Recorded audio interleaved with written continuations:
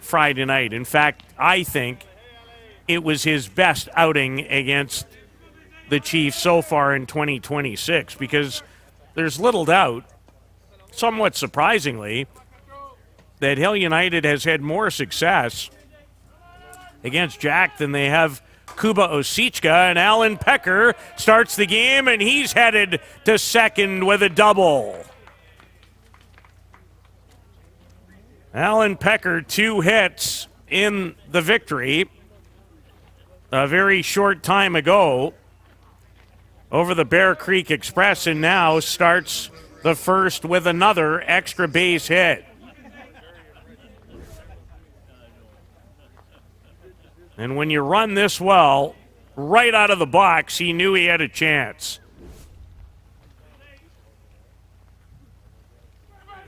And Brad Ezekiel, who's had a great weekend. He's driven in 7 runs, couple of homers. He had 2 really important runs batted in the win earlier today. That turned a 1-0 game into 3-0. And a strike, a drop ball on the outer portion from Jack Besgrove.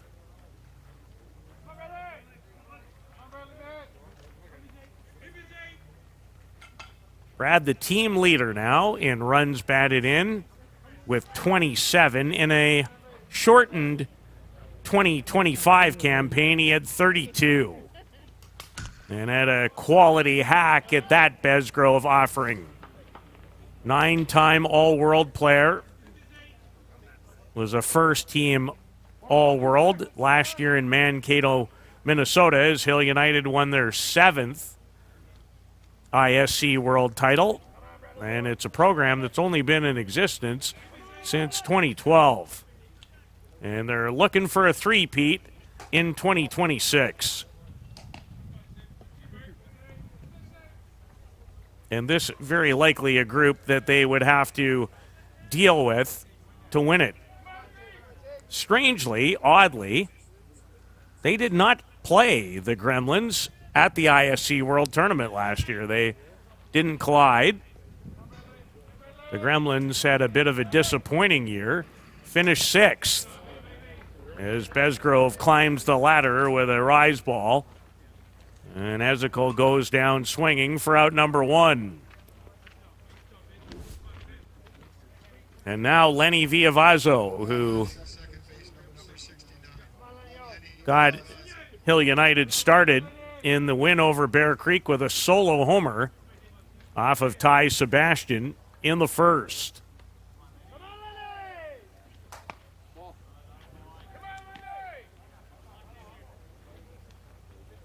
When teams play this much against one another, and it's become a very common refrain on these broadcasts, it's about adjustments for pitchers, catchers, and hitters, because you're facing the same people almost every weekend. This, again, another 2-meeting weekend for these teams.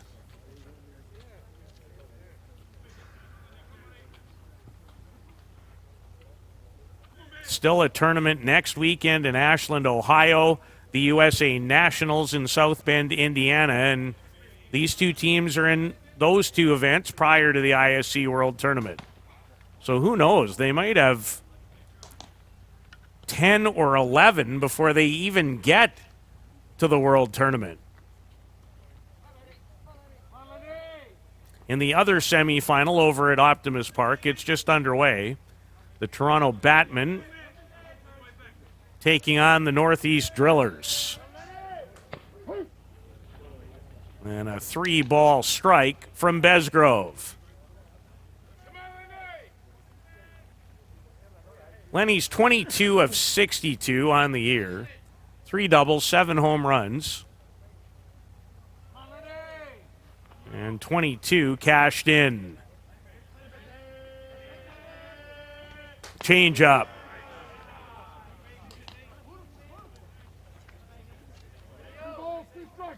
Showed that a lot early on Friday night in his 6 quality innings of work. maybe more in that game than in some of the other meetings against Hill United. Dave Jackson behind home plate, Frankie Billingsley at first, and Kevin DiDomenico over at third. And Viavazo, big twist, but a miss on the rise ball from Besgrove, who gave up a double and then has come back with a couple of strikeouts. And the catcher, Bruno Matroni.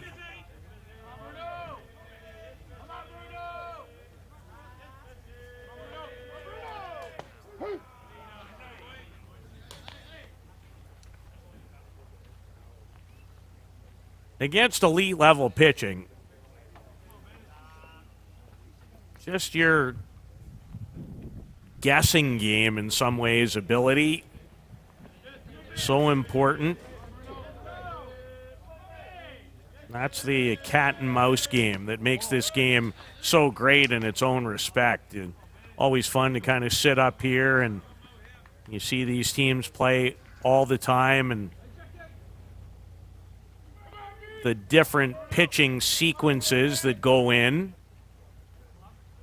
And that's where people like Mullins and Matroni, and Bruno's not catching. He caught earlier today, so it'll be Luciano Biondi as Bruno fouls that towards his own dugout.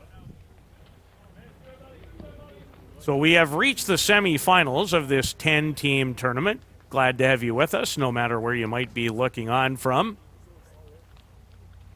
On this Sunday morning in the Eastern time zone. 14 minutes left in the morning as I take a look up. It's one of the things about the scoreboard here that I quite appreciate. The buttons are a little sticky. Glad I'm not using them.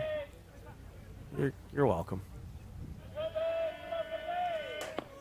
And Besgrove, who gave up a first base hit. Dallin Pecker responds with 3 consecutive strikeouts.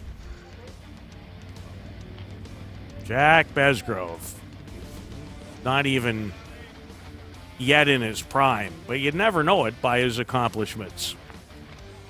Hill United will set them defensively and get you ready for the Gremlins batting order on this Sunday in Tavistock. When we return, you're watching Hill United softball on Softball Premier TV.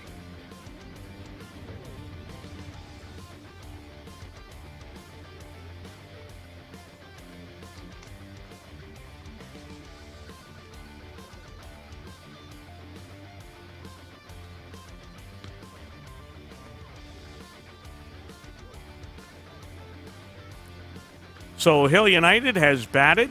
They left a runner stranded in Alan Pecker, who started the game with a double. And here is the lineup that the Hill United Chiefs will face. And their starting pitcher in the game will be Tyler Randerson, who lives about 10 minutes from the ballpark.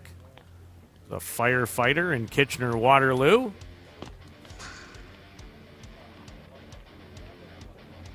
And Randerson pitched 2 1/3 against the Gremlins here on Friday. Gave up a couple of runs on 1 hit. Struck out 5, walked 4. And defensively, Ezekiel in center, Pecker in right, Nick White in left field. Khalil Luna, who came in to replace the veteran and captain Shane Boland, who continues to battle an injury. Blake Hunter at third, Viavazo, Gonzalez, and behind home plate to catch Tyler Anderson is Luciano Biondi, the 23-year-old catcher.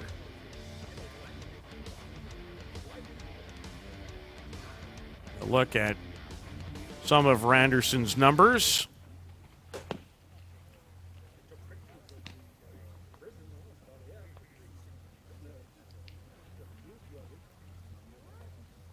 Tyler was really impressive in 4 innings of work in his last outing here against the Nova Scotia East Hants Mastodons. Only allowed 1 hit in that 4 innings of work and looked as confident as he has at any point in time.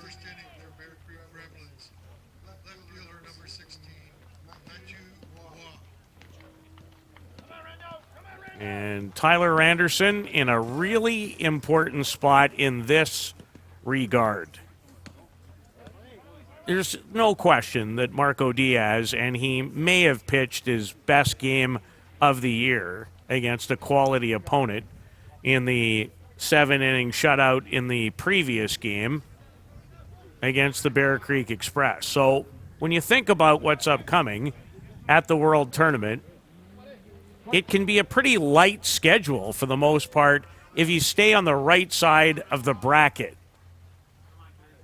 Last year, Diaz pitched in all 6 games and was the winner in all 6 of them. There wasn't a lot of work, frankly, for anyone else.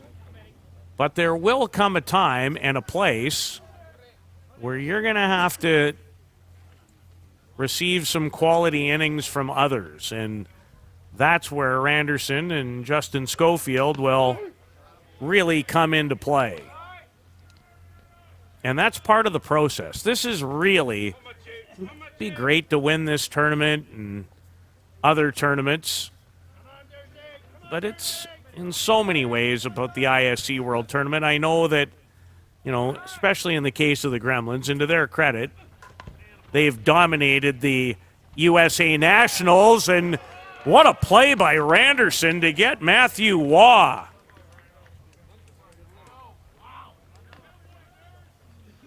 Now, I would almost describe this, if this was a hockey fight, that's like a Superman punch where you jump in the air and deliver it. That's a great play by Randerson to get Matthew Waugh, who's had another quality weekend, the terrific outfielder, who's now 3 for 11 on the year against Hill United. This is Jerome Remeke. And Randerson up and in for a strike. Remeke, the 31-year-old from Wellington, New Zealand.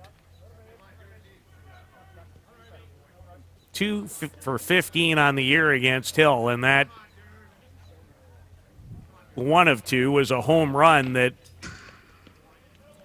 won the Chiefs challenge in Simcoe for the Gremlins when they rallied from a 5-2 7th inning deficit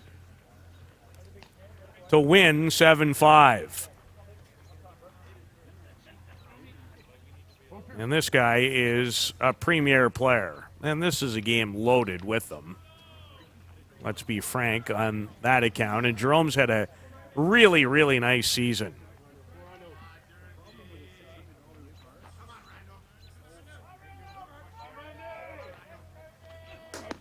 I love our friends at Game Changer,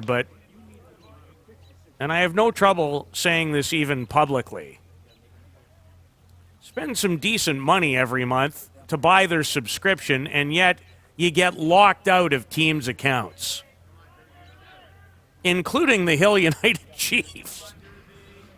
And then last night, trying to put some preparation together, it's a long run, and Alan Pecker with a fabulous play to take a hit away from Jerome Remeke, who scalded it to deep right. The 5-tool player that is Alan Pecker skied in the air to make the catch. Some kind of play by number 59.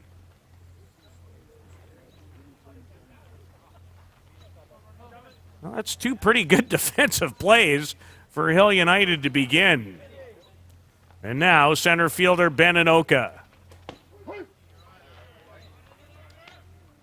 The 35-year-old longtime member of this team and New Zealand's national team. 3 for 18 on the year against Hill United with a home run and 2 runs batted in.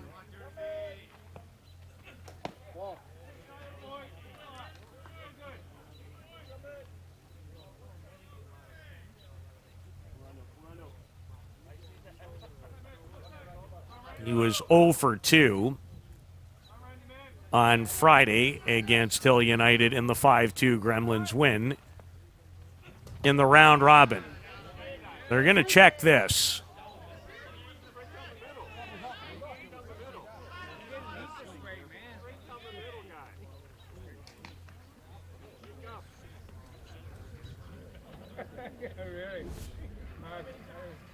When the best teams in this sport meet, I always feel at times for the umpire, because every single pitch feels like it is scrutinized, and that really just speaks to how important every pitch is. Can Allen do it again?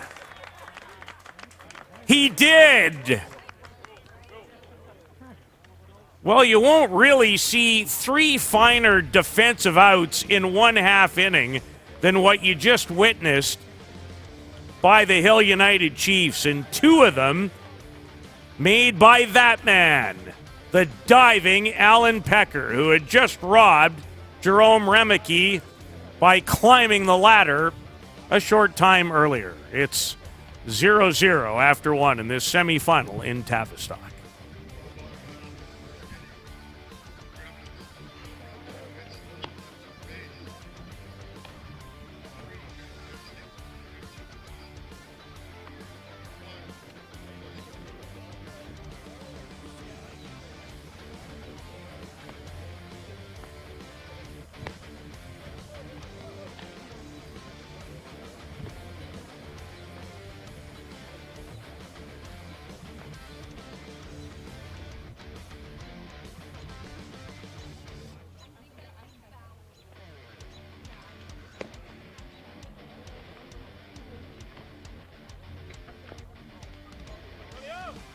You will not see 3 many better defensive plays in 1/2 inning than what occurred in the first.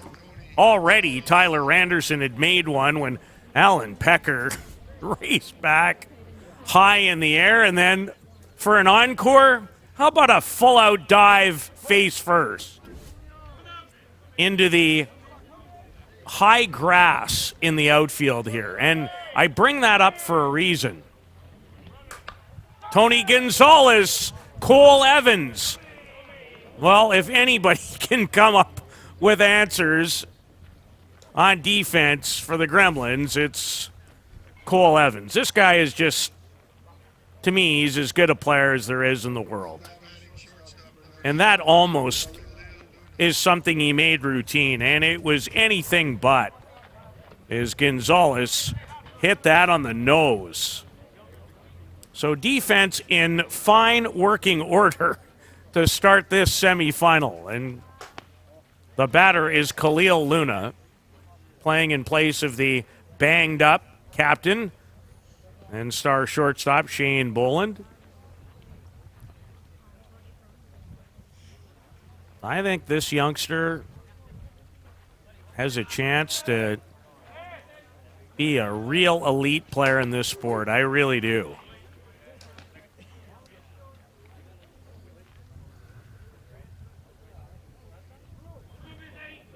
Had an amazing U23 World Cup, 10 for 19, 6 home runs, led the tournament with 13 runs batted in, and I just see his confidence growing with every passing weekend in his first year with Hill United. I think in a couple of years, you'll never get this guy out of the lineup. That's just my projection. We'll see if it proves to be correct.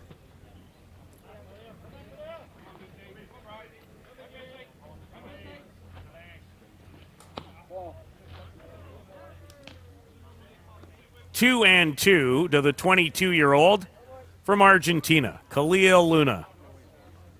Hit his first home run as a Chief yesterday.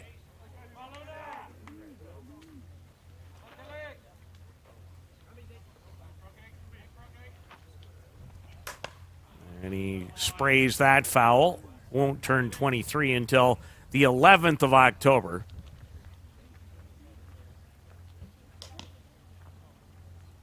Came into the game to replace Shane Boland in the quarterfinal earlier today in the 3rd inning, and did have a hit in the win over the Bear Creek Express.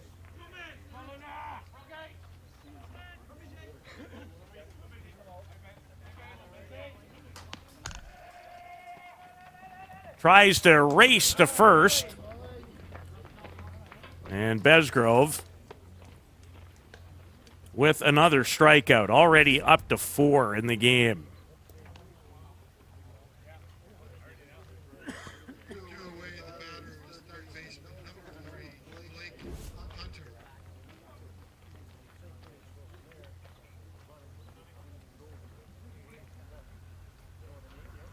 Jack has won everything there is to win in the sport. He's won an ISC, won a World Cup, won a U23 World Cup. Believe he won one in the U18 bracket.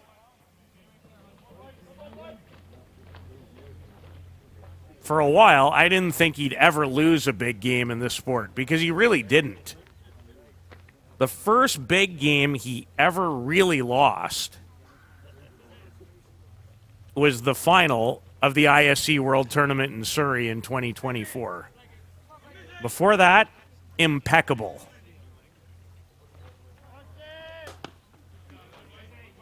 But on this weekend in Travistock, I think it's as good as he's looked this season in this circuit. He pitches in Japan, New Zealand.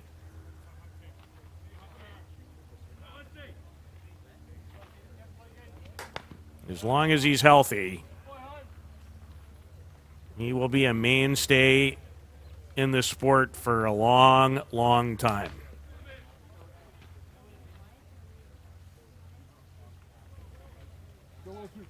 So Blake Hunter, the batter.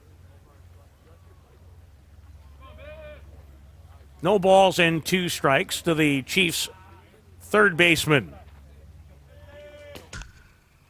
And that one gets away just a tad from Besgrove.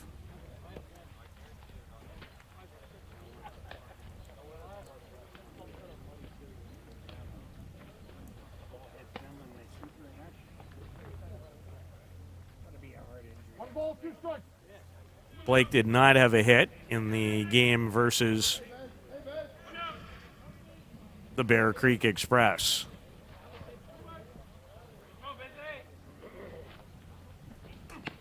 And Besgrove again. The rise ball has been the bread and butter out pitch so far in this game. He's up to 5. A 1-2-3 second. The Gremlins will come to bat. You're watching Hill United Chiefs softball on Softball Premier TV.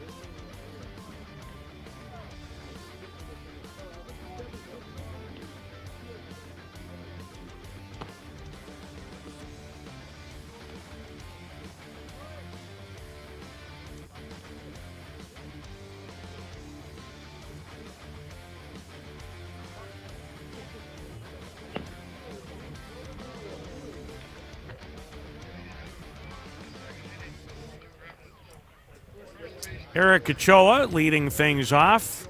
The U.S. national teamer, power hitter.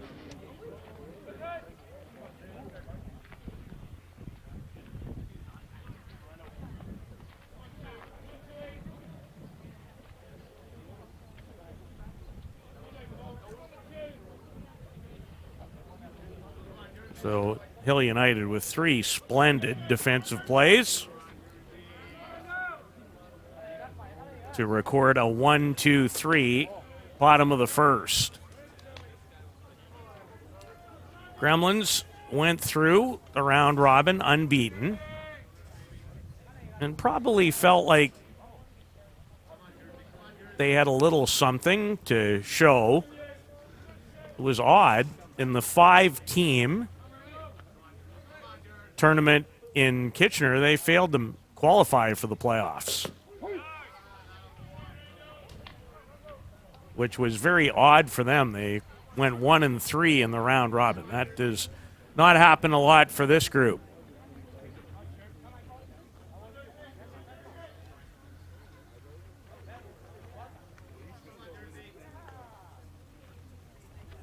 As Randerson comes upstairs with a rise ball, but out of the zone. Eric Ochoa, he's 4 for 15 on the year against Hill United.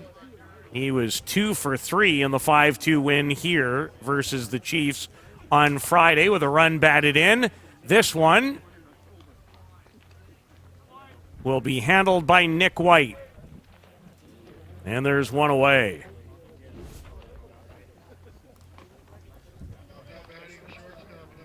Tyler Randerson, after a lengthy amount of time with the Toronto Batmen, in fact, he'll still pitch for them in Saskatoon at the end of August at the Canadian Senior Men's Championship.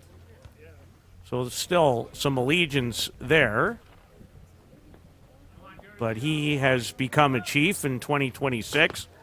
Mentioned it yesterday. He said he has really enjoyed it. Talks about the organization being totally first class and being around them on a regular basis the last 2 seasons. I can more than attest to that. As he faces Cole Evans, fouls it away. The 27-year-old shortstop from Auckland, New Zealand. Haven't said it in a couple of games, but will now. Every time I see him step on the field, one phrase always comes to mind. This guy was born to play this sport. I just think he's magnificent. Hits it well. There's White again and Brad Ezekiel. And Ezekiel takes charge for the second out.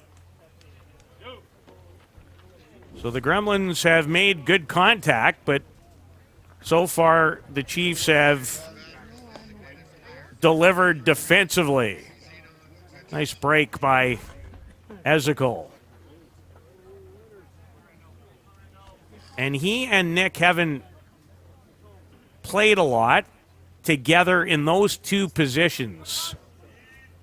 In many cases this year, Nick will play in center or even in right. He hasn't played a lot of left. So that's a tad different. Not that he hasn't. He has, but it's not regular. And in many cases where Hill United will play more than one a day, Nick will play in the outfield in one, and Brad will always bat, but he'll go back and forth between being in center and being a DP.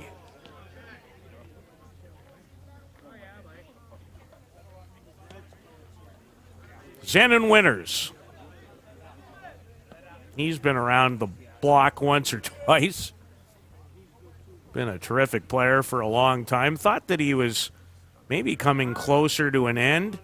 Didn't have a lot of at-bats last year, and now he's kind of becoming a regular again in 2026. He is 1 for 4 in games against Hill United. He had a big pinch hit single in the championship game of the Chiefs Challenge a few weeks ago in Simcoe. He was 0 for 3 on Friday here. This one, another fly ball, and it's carrying, and it leaves the yard.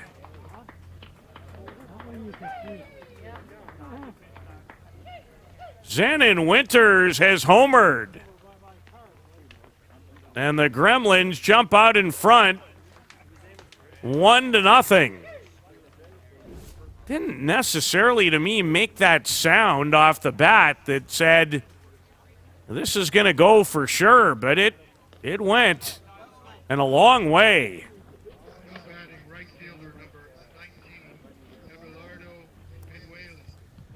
Abelardo Penuelas, the right fielder from Mexico, was not in the lineup on Friday night when these two teams played.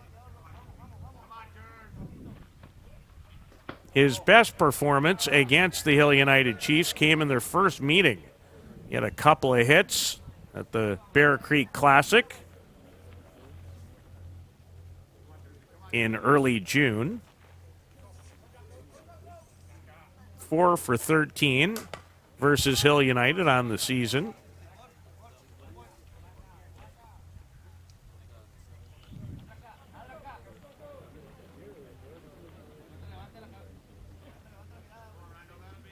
Xanon Winters provides the game's first key blow.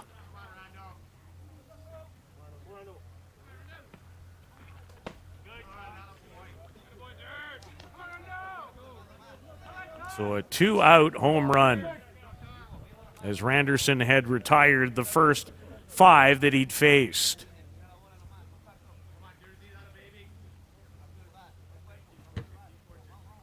Penuelas is from Mexicali, Mexico.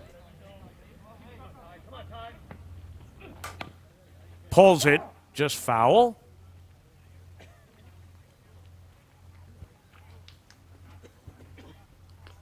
I believe he was part of the Mexican team that won the Pan American Championship earlier this year.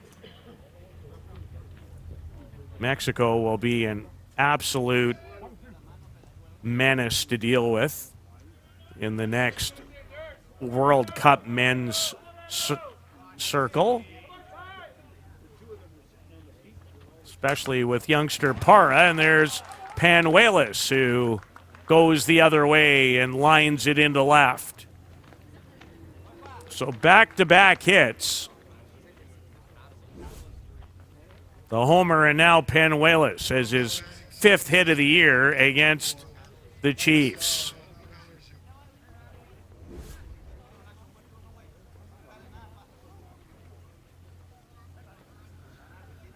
And good hitting in a lot of cases is about not trying to do too much with the ball.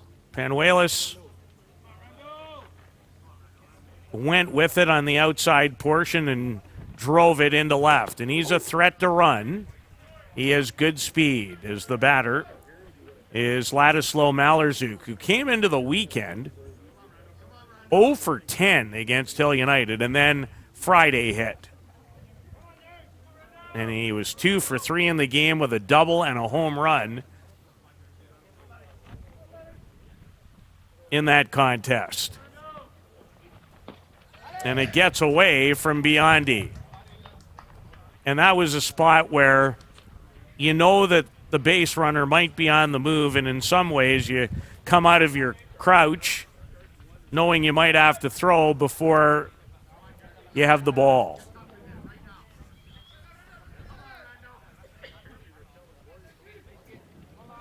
And Randerson really hoping to put the brakes on this half inning here.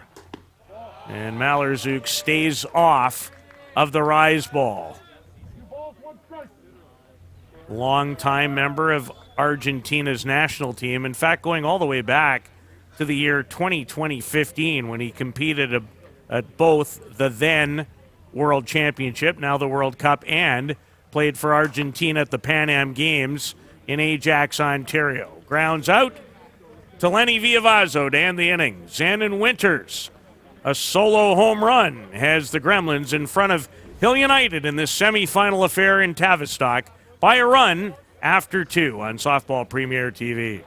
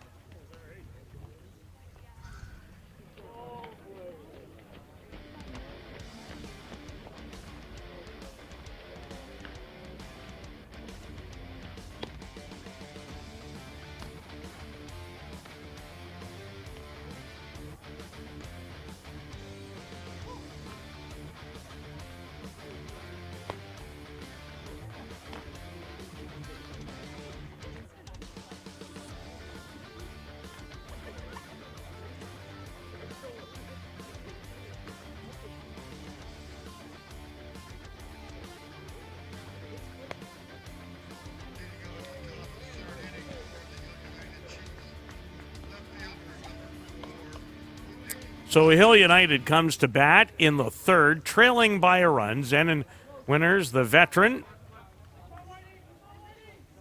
has homered. And Nick White playing in left today is the batter. He's in the number 8 spot. The Chiefs with just one hit off of Jack Besgrove. It was a double from their leadoff batter, Alan Pecker, in the top of the first. But following the Pecker double, Besgrove followed with 3 consecutive strikeouts. He has 5 in the game.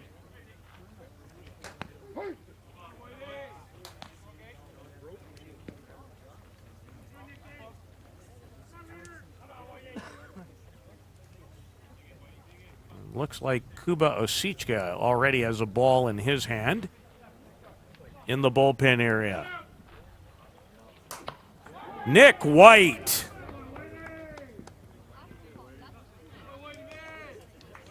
Sends a rope into center. He has really had a great weekend.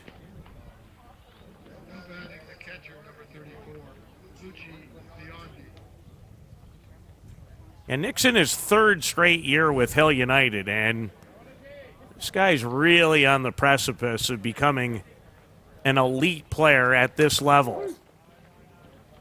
Another hit. He homered off of Besgrove in the 5-2 loss here on Friday night.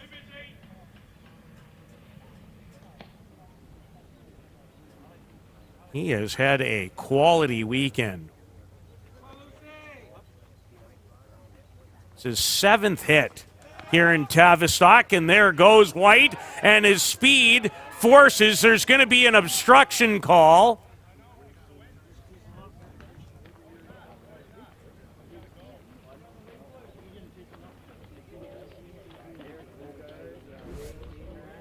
And if White isn't somewhat held up there, he might have ended up at third base.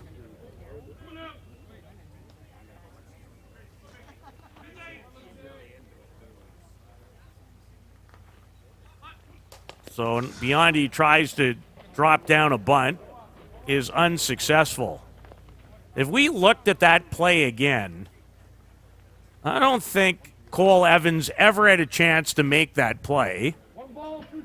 And yet, he wasn't getting out of the road either. That's, in some ways, just a savvy play by the shortstop to keep that runner there.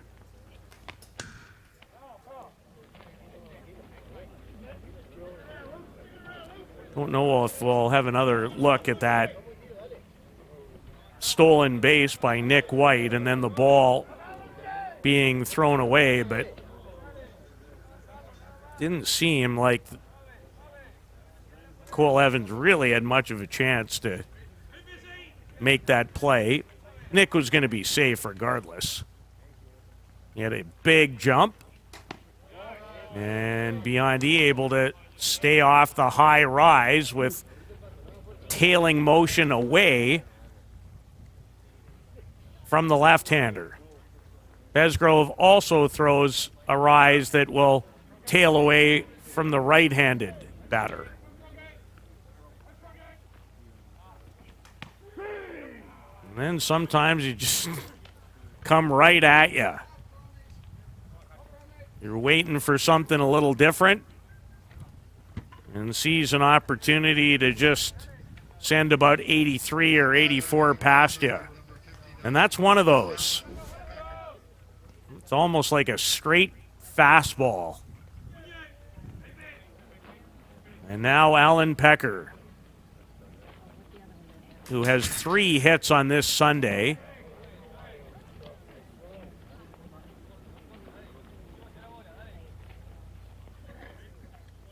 Mentioned really the unbelievable run of international play and even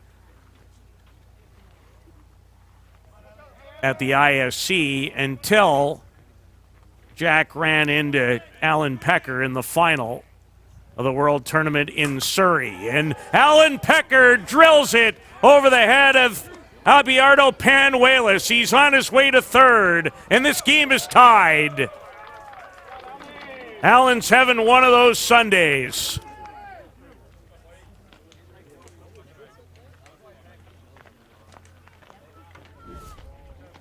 He drilled that.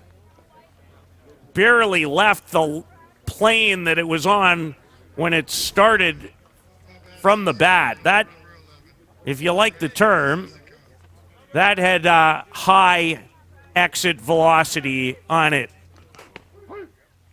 So Alan Pecker, second extra base hit. This one's a triple. Has tied the game at 1. And that was a shot.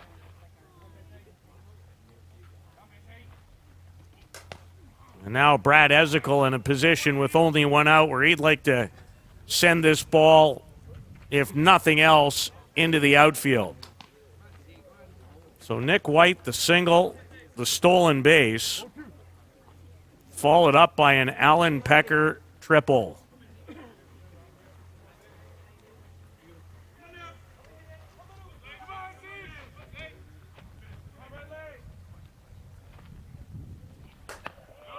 As Allen was having a bit of a rough go here in Travistock until today. Had a couple of hits in the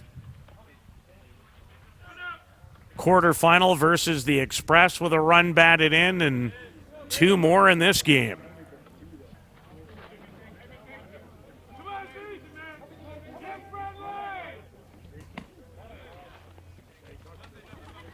And Ezekiel trying to avoid the tag to potentially force a throw to first. And when it's Alan Pecker on the base pass, that's sometimes all he might need. So a very important strikeout of Bradley Ezekiel.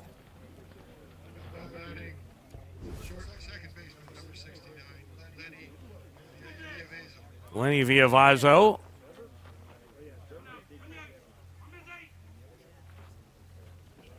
You don't always get great opportunities against Jack Besgrove, even though it's actually the 13th run that Hill United has scored off Jack. And this is 19th inning of work against them.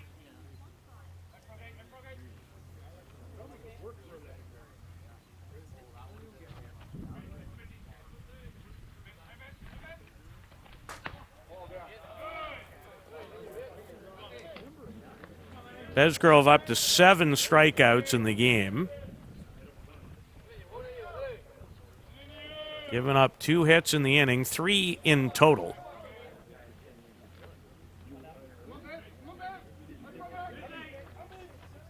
Only gave up 2 in 6 innings versus the Chiefs on Friday. Viavazo, Evans on the run.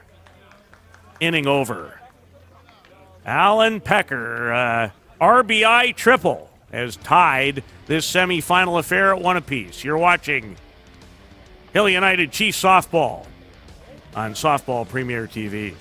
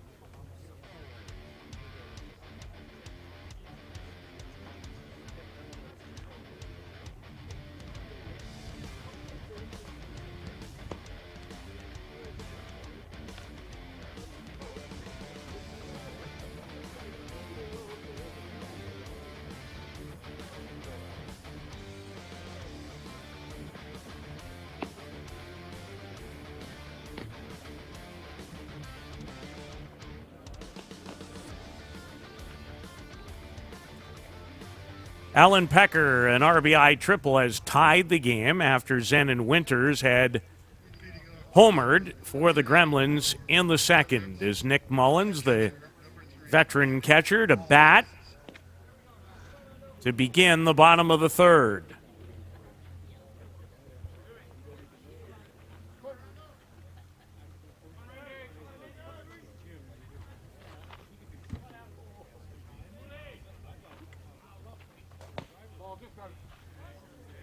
They rarely disappoint when these two teams get together.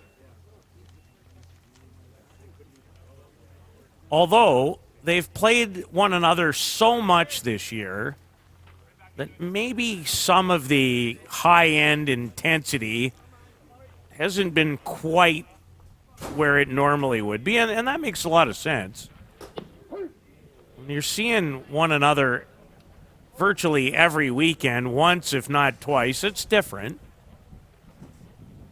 You know, even if you don't play one another until the Sunday, but they've been in the same pool a lot. Some tournaments have meant that you play everyone. The 2026 season for teams like the Chiefs and the Gremlins have almost been like playing in a 6-team league. That's really how it's felt and how it's been. The only team for Hill United that they've missed is the Drillers. They've yet to play in 2026. Played a bunch in 2025. It was like they were on a collision course with the Drillers last year. This year, it's the Gremlins. And Randerson so upset that he literally just slapped with his bare hand the throwback from Biondi. And Blake Hunter trying to settle his pitcher down. So Nick Mullins walks to open the bottom of the third. Would suspect that this would be a game for Hill United where it would probably be a combination of Randerson and Schofield. Marco Diaz with just a superb 7 innings in the 4-0 shutout victory of the Bear Creek Express to start the day. And now Matthew Waugh, who hit a very important 2-run homer in the 5-2 win here in the round-robin game. And Randerson, he's cranky now. And it even showed on that pitch. That was like, if I could, I'd throw it right through him.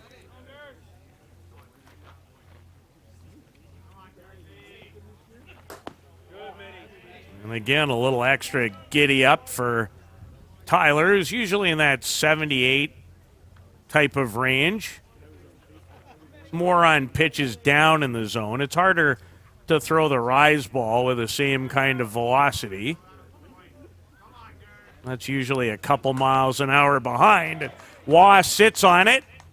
Alan Pecker came up with a bit of a tough bounce out there, and after giving up a run, the Gremlins in business with nobody out in the bottom half of the third.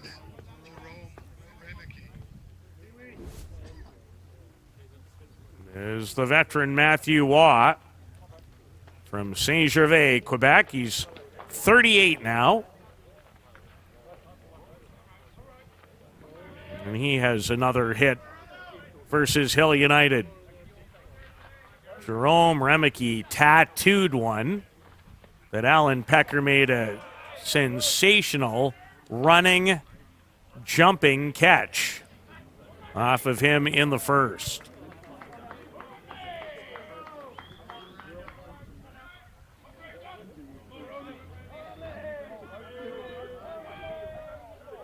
As the Gremlins come to life, and Remeke sends it straight back.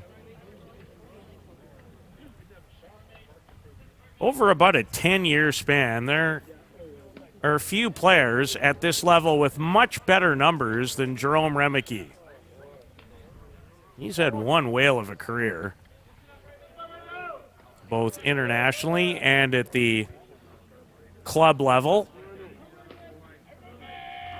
Been hurt a couple of times in the last 2 years.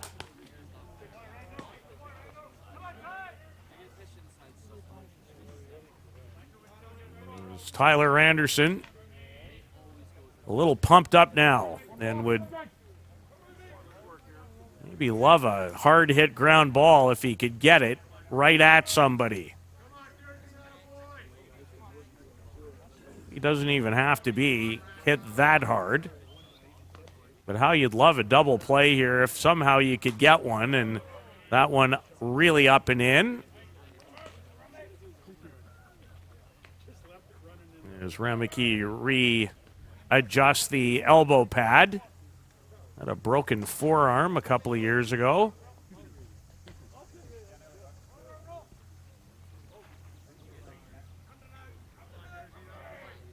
And he's a guy that will spend some time leaning out over the inner half.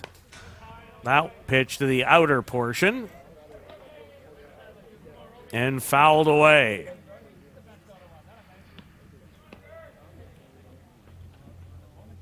As the Gremlins have made pretty solid contact from the get-go in this one.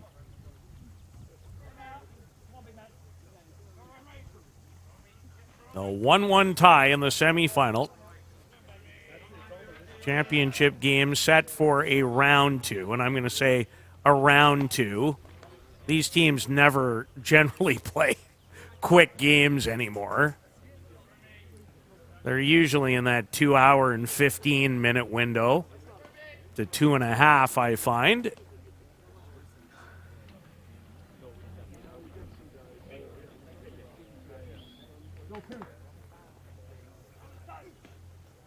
But the reason for that, in part, is every pitcher works differently, some quicker than others, and every pitch in these matchups seem to matter, so that requires a little extra. It's like a golf tournament on a Sunday where those rounds seem to drag out a little longer.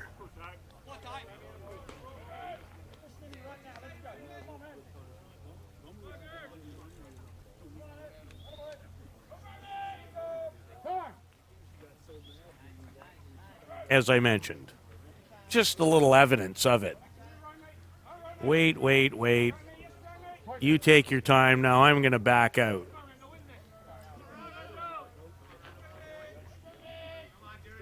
I wouldn't mind a clock, but that's just me. And hard to do. Need a lot of extra resources to equip places with pitch clocks. I don't think we're going to see that certainly at this level anytime soon. It happens in WBSC events. And Justin Schofield, as I thought, is warming in the bullpen.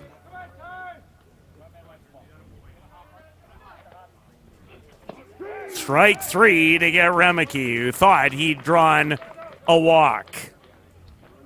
So there's a big pitch from Randerson, his first strikeout of now the afternoon. It was morning when the game began. That's a really good spot. Low rise, down at the knees.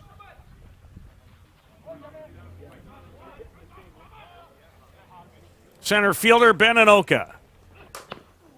Could be two. Is. That'll help you out of an inning. Excellent turn by Lenny Villavazzo, with Matthew Waugh bearing down on him on the takeout slide. 6-4 to 3. And on the topic of 1 and 3, that's where we sit in this semifinal in Travistock.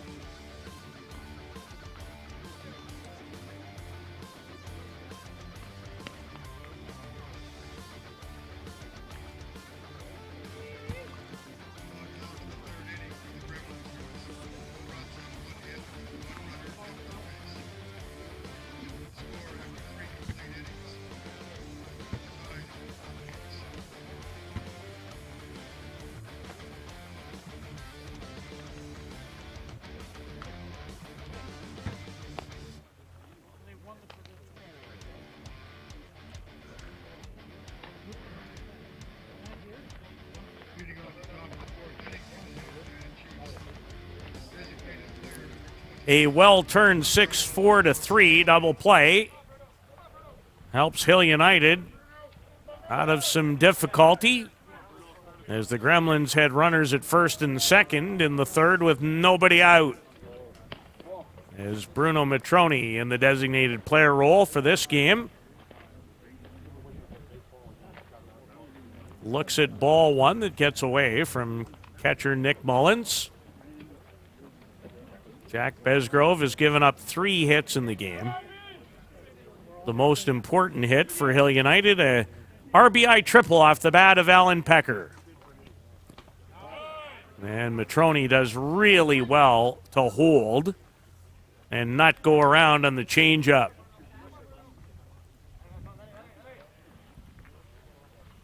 The winner of this contest will face the winner of the other semifinal going on at nearby Optimus Park between the Northeast Drillers and the Toronto Batmen. And hope to bring you an update from over there. And in fact, believe it or not, that game's over. Have to double check it, but I think it's an 8-0 final. So the Drillers are going to advance to the title game. Now over in 5. They scored 5 runs in the first, 1 in the third, and added 2 more in the fifth to beat the Batmen 8-0. So the Northeast Drillers are in the final. They'll play the winner of this game, and Bruno Matroni opens the fourth with a single to left.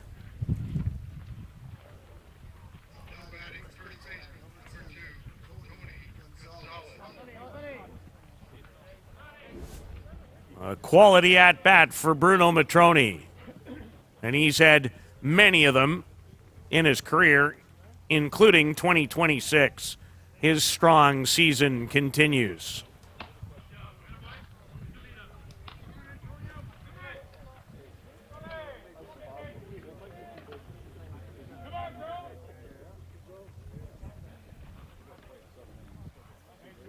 Gonzalez hit a hard ground ball at Cole Evans over at short.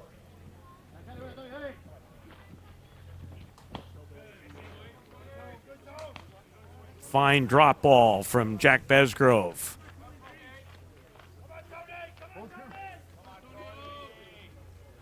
Always described Jack Besgrove's pitches as heavy. Throws a heavy ball. It's like it sticks to you.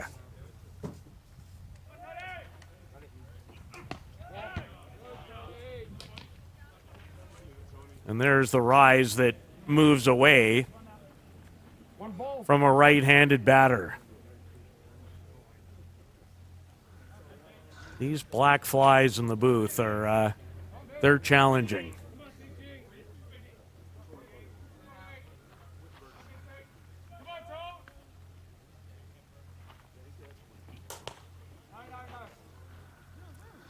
Fouled away by the Chiefs' first baseman.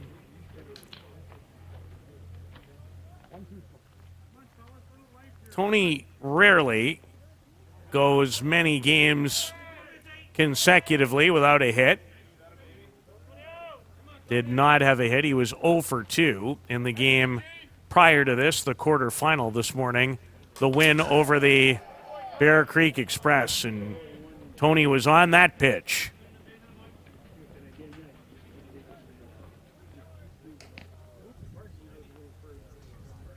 .24 for 75 now, 5 doubles, 6 home runs, and 22 runs batted in.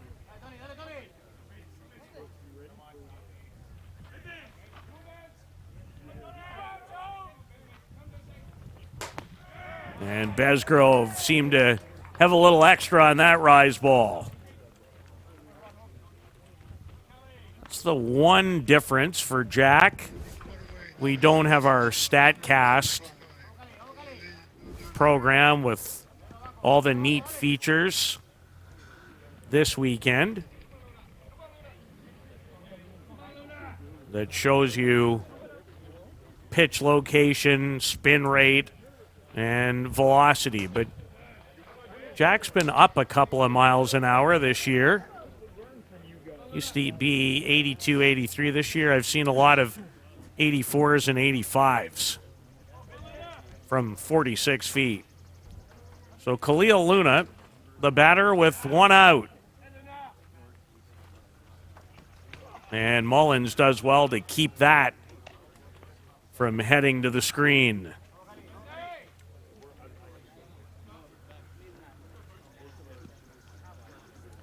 Besgrove won't turn 23 until the 17th of December.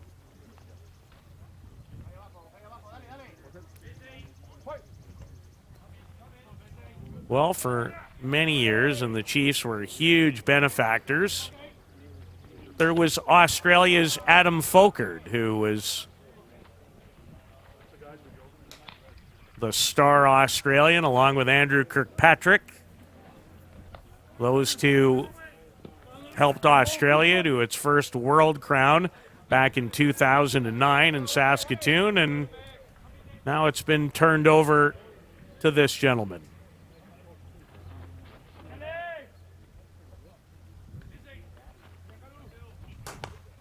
And Luna having himself a good at-bat here. Well, Jack won it all as a true youngster in 2022, the World Cup. Was not able to have the same kind of success in Prince Albert last summer. What an odd event. 8 teams and format always interesting. The WBSC. And it almost was flipped from what most people thought. When it got to the Super Round, the 4 teams that many thought would be in the placement round, it was switched.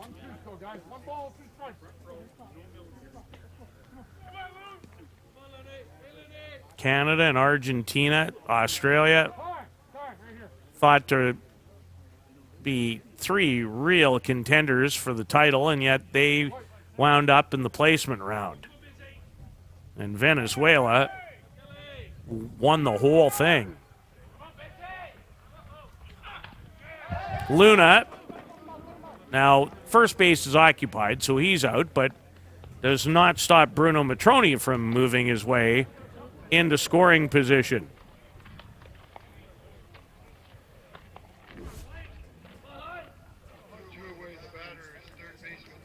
The drop ball this time.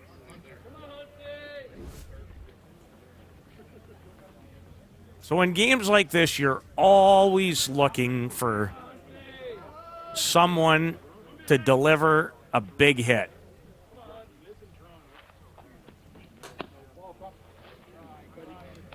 And Blake Hunter, who's been an excellent hitter for a long time. 39, he's in great shape. Worked really hard in the offseason. Not that it was ever any form of issue for him, but really worked hard at it as he fouls this back.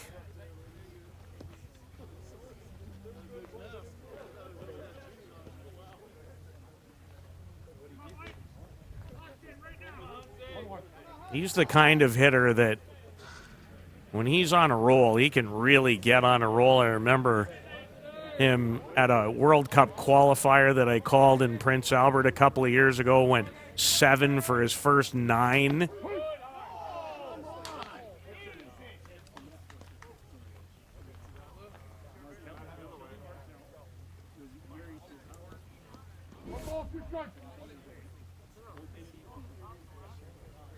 And Blake thought that was up.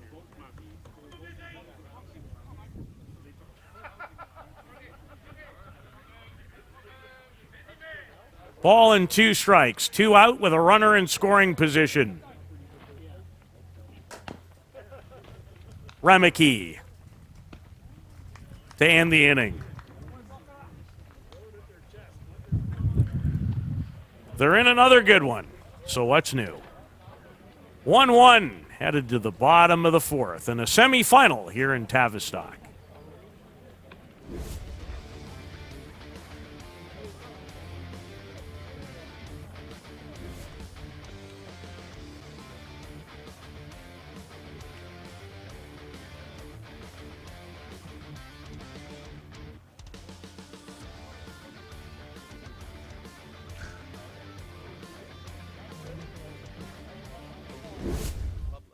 Tirelessly to ensure your time with us is second to none. Well, here you'll be able to enjoy an incredible dining experience at our very own Big Pete's Steakhouse. Play some of the best courses in the world with our state-of-the-art golf simulators. Upgrade your gear with the top brands at our pro shop, or host a stunning wedding, event, or conference inside one of our beautiful ballrooms. Learn all this and more at monthill.ca. We can't wait to see you soon. Welcome to Monthill Golf and Country Club with our beautiful...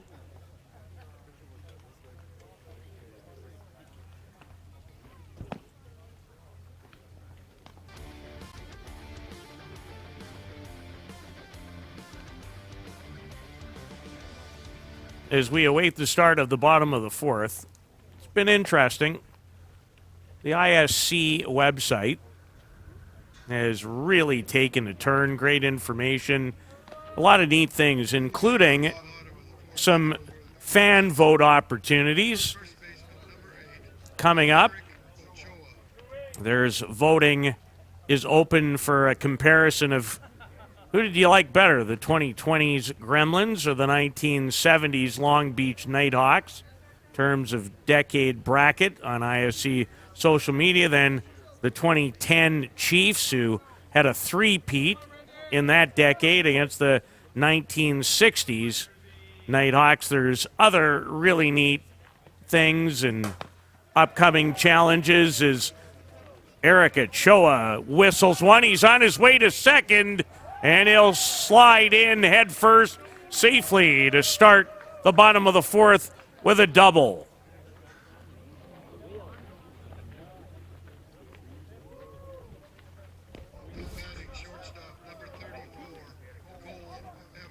And Ochoa really had this in mind. And I mentioned that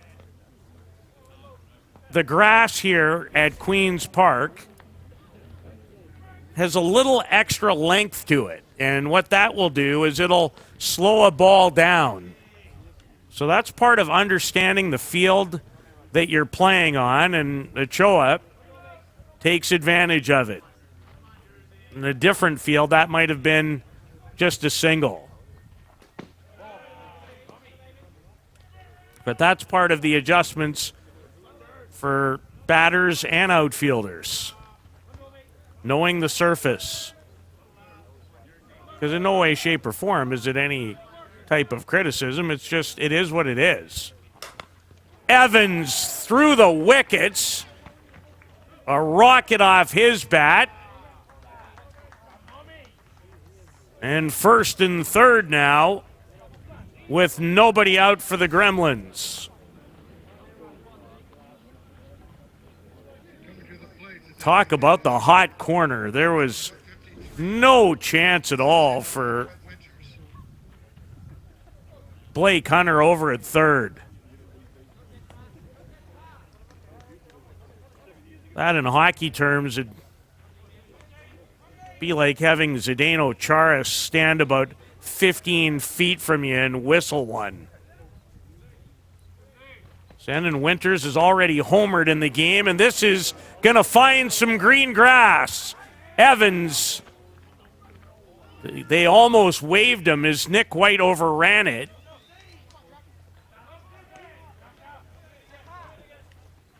And Shannon Winters is having himself a semifinal. He's homered and now singled to score the second Gremlins run, and this might be the end of the road in the game for Tyler Anderson.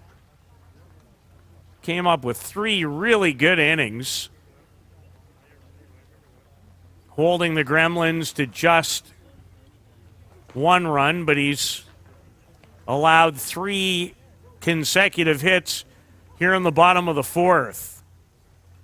As Jeff Ellsworth, it's a pretty stern conversation.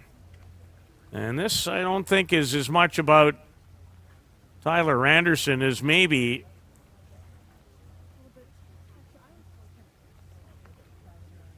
trying to up the intensity of his group.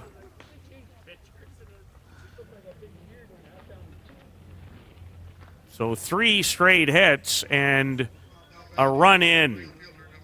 And runners at third and second for Abelardo Panuelos, who has a hit in the game. So the infield will come in.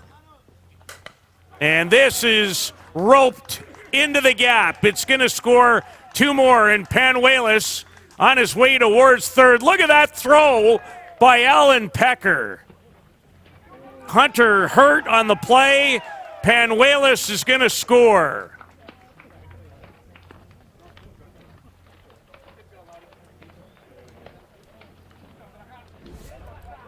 This did not work out, but this will be one of the finest throws in this sport you'll ever see. He is right at the fence, 260. And that, if it's not a very almost impossible play to make for Blake Hunter, that had a chance to be an out. That ball got there at exactly the same time as Panuelos on the slide. And Abelardo Panuelos has blown the game open a little bit. 2-run triple, and then came home as the ball got away at third, as Craig Lyons making sure that Blake Hunter is okay, and now Schofield will come in. We'll take a bit of a break. The Gremlins have scored 4 in the 4th and lead 5-1 in this semifinal in Travistock.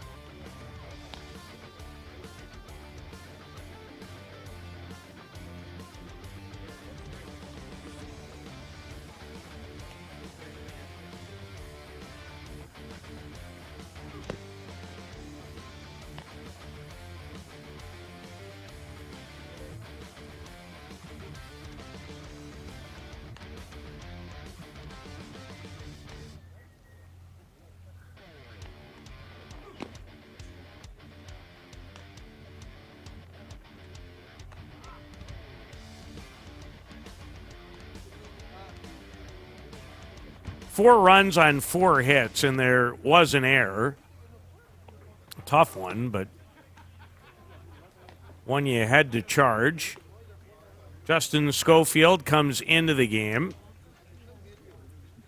Pitched 3 2/3 innings against the Gremlins on Friday night in a 5-2 setback. Gave up 3 runs in that game, 4 hits, struck out 4, and walked 1. And then he faced his longtime set of friends and teammates. And he'll play with the Nova Scotia East Hants Mastodons at the upcoming Canadian Championships at the end of August in Saskatoon. So that was a unique and I would think somewhat nerve-wracking situation for the man they call Scof.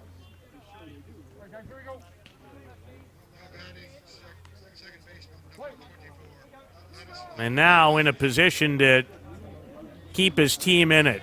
And it will be tough now the rest of the way. The way Besgrove and Osichka has pitched. That 4-run deficit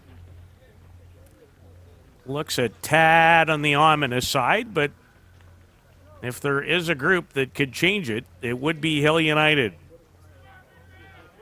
Ladislav Malerzuk grounded out to Lenny Viavazo his first time up.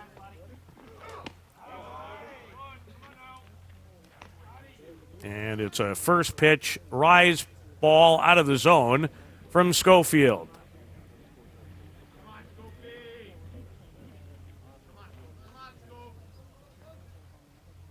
Chiefs will be in Ashland, Ohio next weekend. And we'll have all of their games here on Softball Premier TV as we have virtually all season long. There's been the odd exception, including one game this weekend,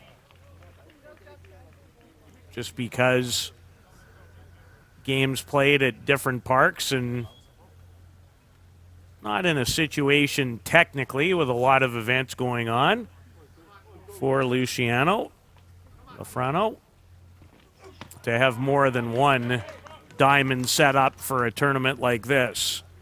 So Schofield comes in and he walks the first batter he faces in Malerzuk. So Nick Mullins, the batter, he walked his first time up.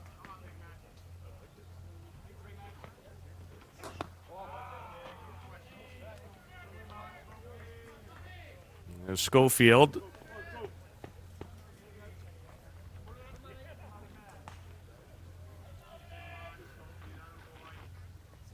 trying to find a rhythm.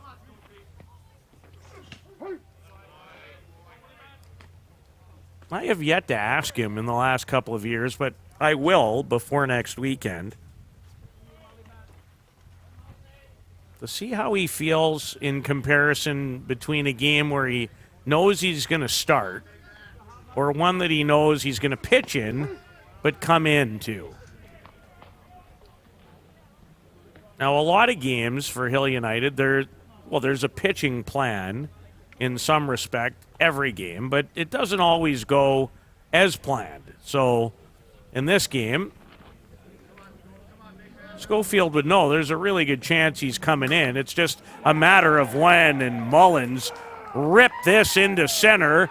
The throw from Ezekiel will not get Malerzuk, and Mullins smart base running as he moves up to second.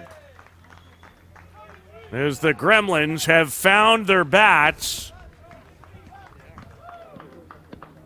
in this fourth inning. That's their fifth hit. Nice throw in from Ezekiel.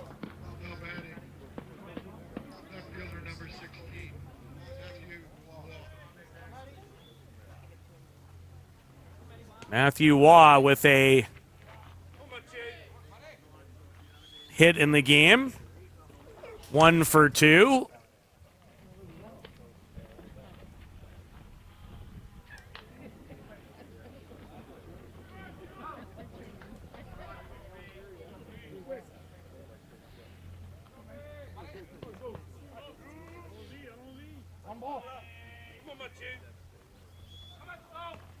Matthew with a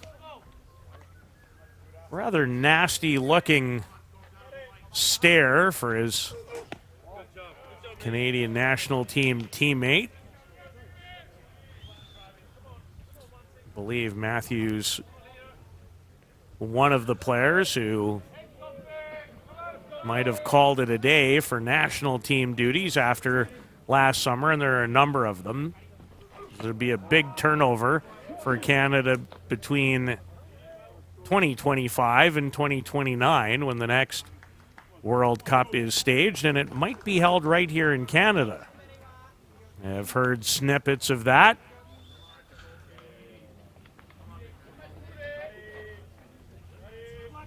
So 5-1. Still no one out. As Watt draws a walk to load the bases.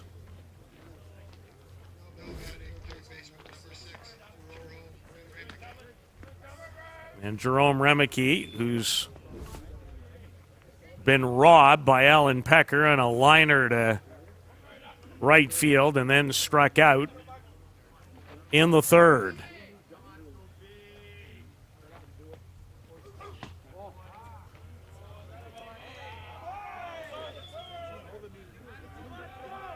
Well, the complexion of the game has completely changed. It was headed towards another really good finish, and now has a chance to get away on Hill United.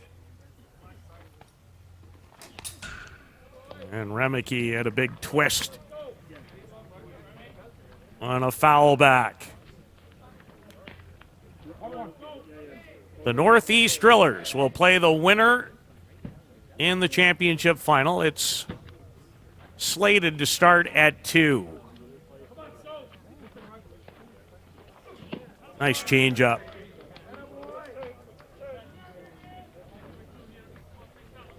Well, Hill United can absolutely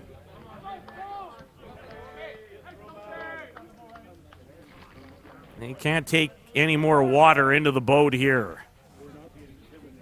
Down by 4 already as the Gremlins have exploded for 4 in the bottom of the 4th.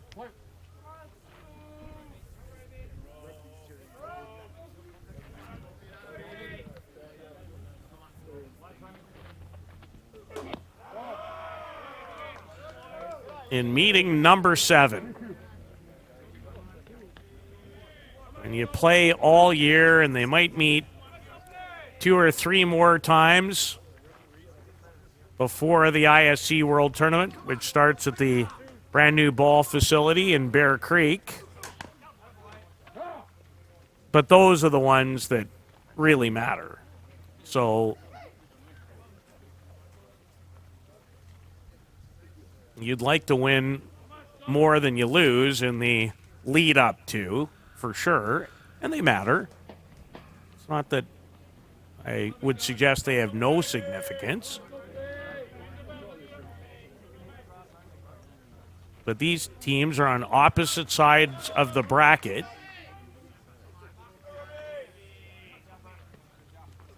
And could very well meet Blake Hunter, a double play.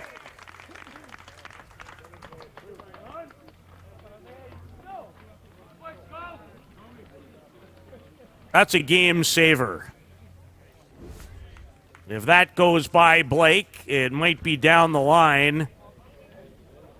And that's the second time this season that Blake has made a great grab on a line drive and then had the presence to dive back towards the bag for a double play. So he robs Remeke of a hit and turns it into 2.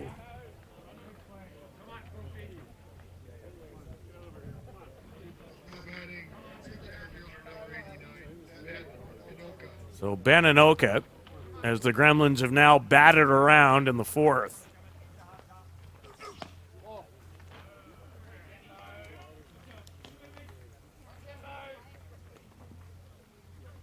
Five to 1.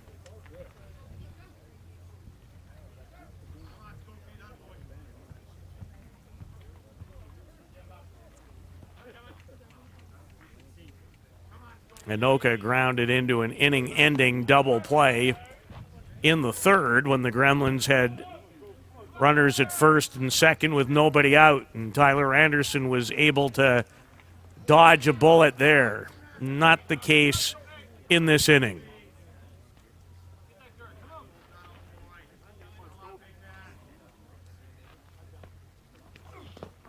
Nice block by Luciano Biondi behind home plate. So Remeke running for Nick Mullins. And Matthew Waugh, the base runner, at first.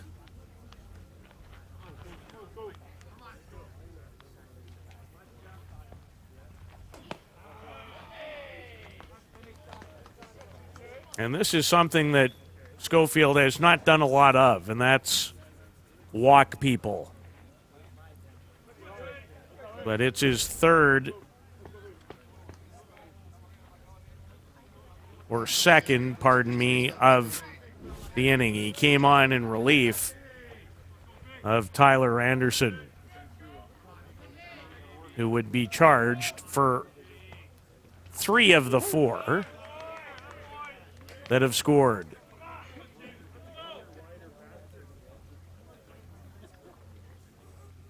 So Eric Ochoa started all of this with a double to begin the bottom of the 4th.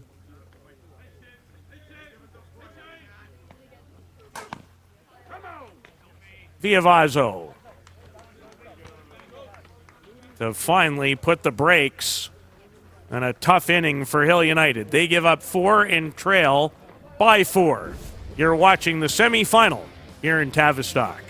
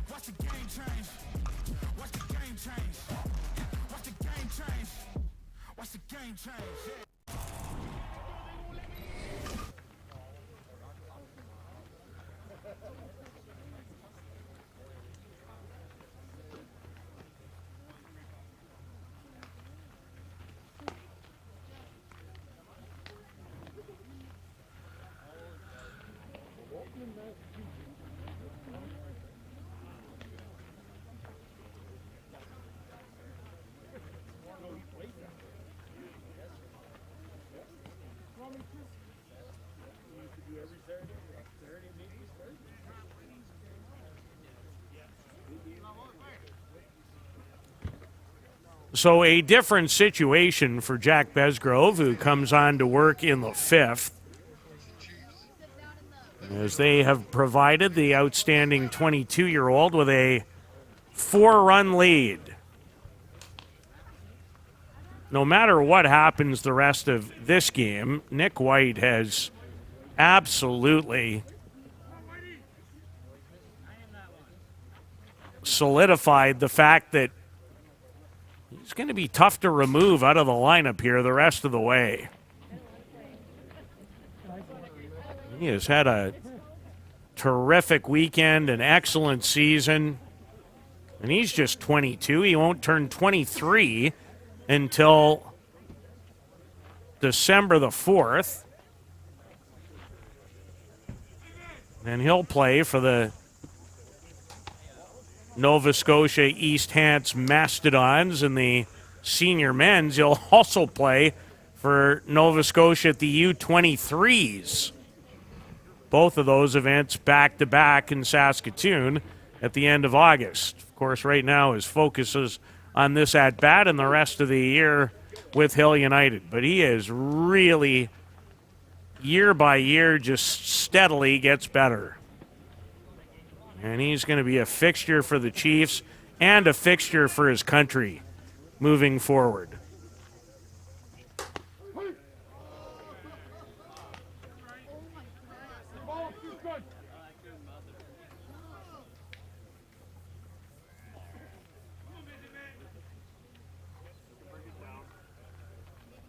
And frustration starting to mount.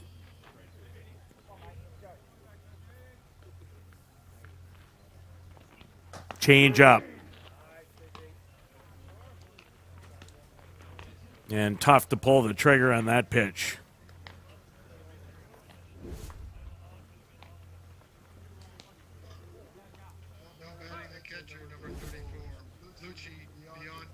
So Luciano Biondi comes up. Second time in the game. He's 0 for 1. Evans. Like Nick White, Alan Pecker or Luciano Biondi will make a lot of things closer than others.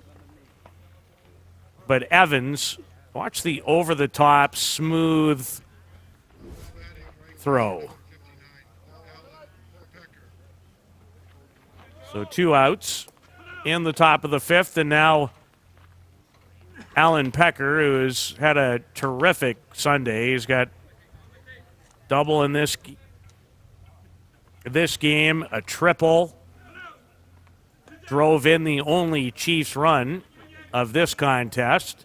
Had a couple of hits in the quarterfinal win earlier today over the Bear Creek Express to knock them out of contention. The Northeast Drillers, who in fairly short order, both game-wise and time-wise, down the Toronto Batmen and the other semifinal 8-0 in 5.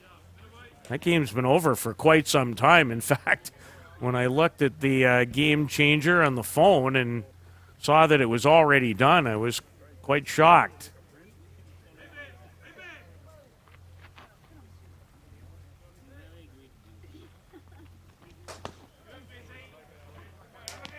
So 4 hits on the day for Allen.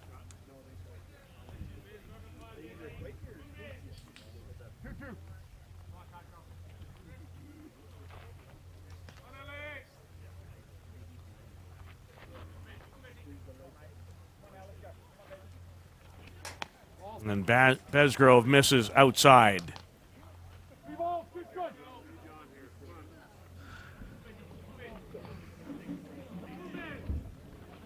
5-1. It was 1-1 till the bottom of the 4th, and then things broke open for the Gremlins in the 7th meeting of these two arch rivals. Besgrove with a bit of a nasty look for Alan Pecker after the strikeout. He has 11 of those in the game.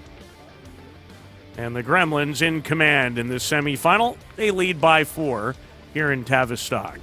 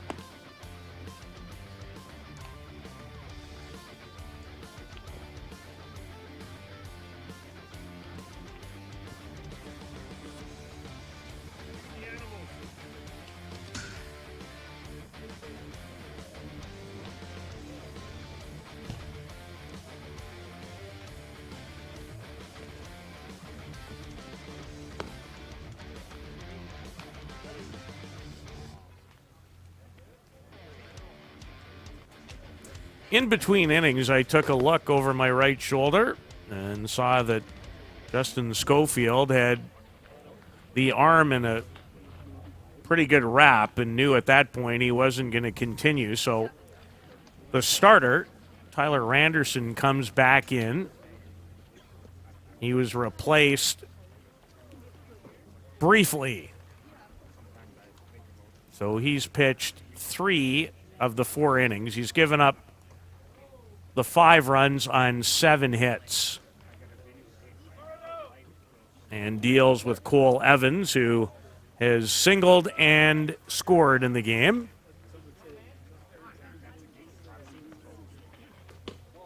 And a changeup to begin for the Gremlin shortstop.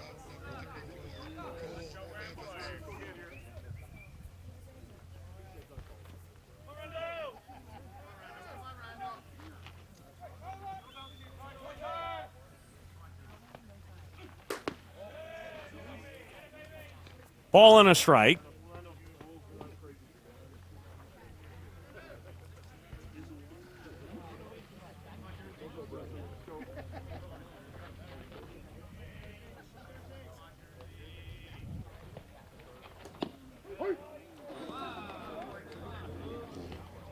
Now a strike. Thought I heard strike on the last pitch.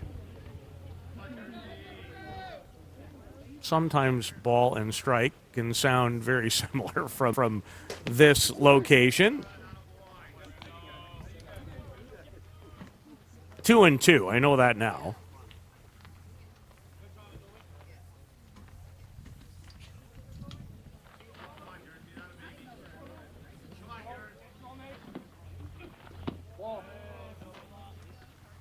Randerson was hoping for a little better and hoping maybe Evans would chase on a change. Did not happen.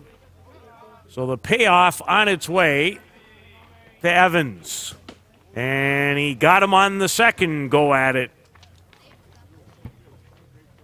Second strikeout of the game for Tyler Randerson. As the changeup in a perfect spot.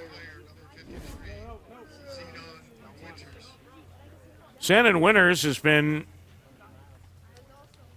one of the key figures in this one. He opened the scoring with a solo homer and then delivered another run. His next at bat, he's 2 for 2 with a couple of runs batted in. So he's had a big day, the designated player.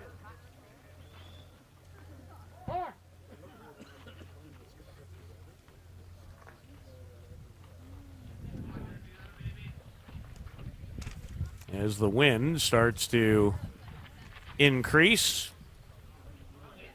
Queen's Park here in Travistock. And that's a third hit for Winters. And that jumped off the bat in a hurry.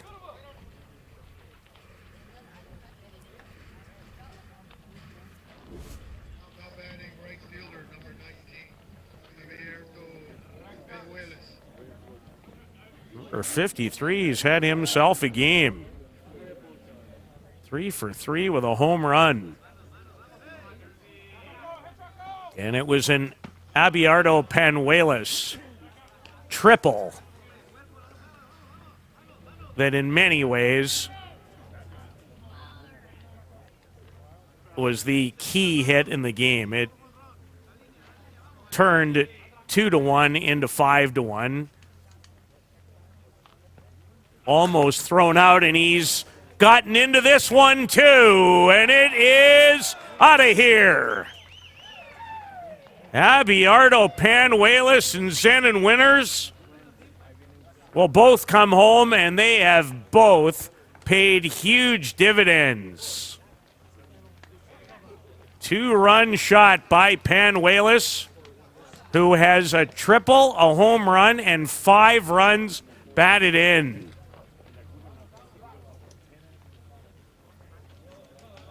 What a day for the young Mexican right fielder. And all Alan Pecker could do this time was watch it go.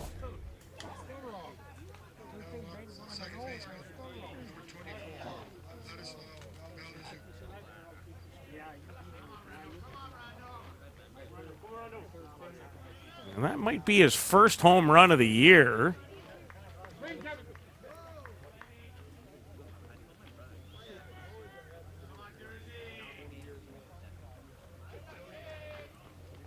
So it doesn't happen a lot when these two rivals get together, but this one has gotten away.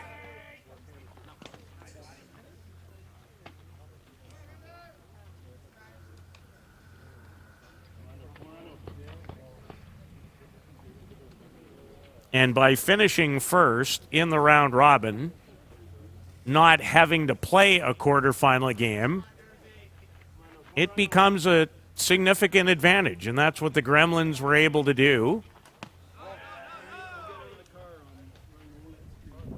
And with the way Kuba Osichka has performed and pitched this year, it's also lent itself to more Gremlin success.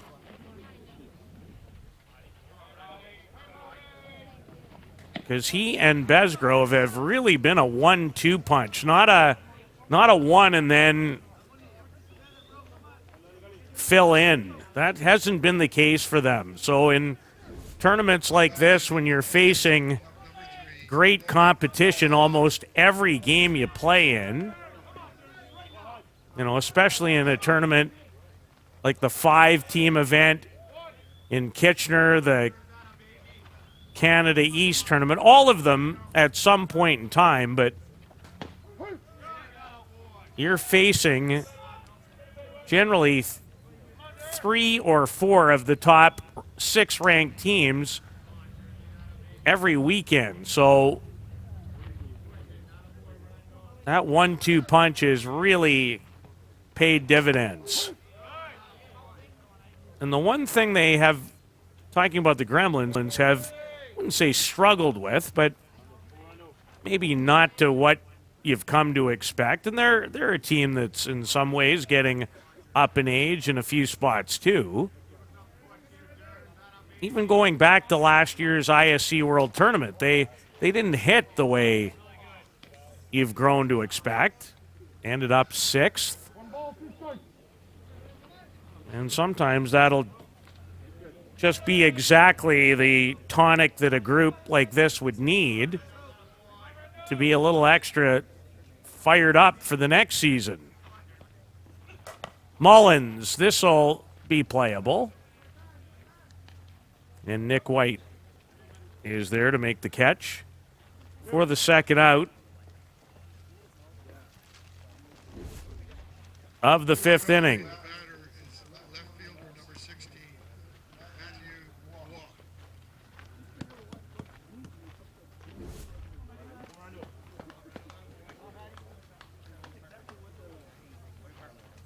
So 7-1 after the 2-run homer off the bat of Abelardo Panuelos.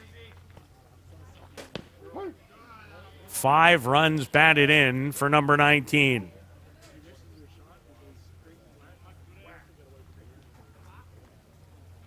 Bases loaded triple and a 2-run homer.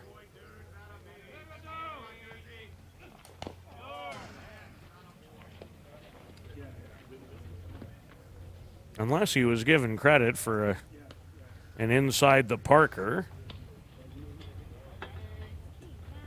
Not the case.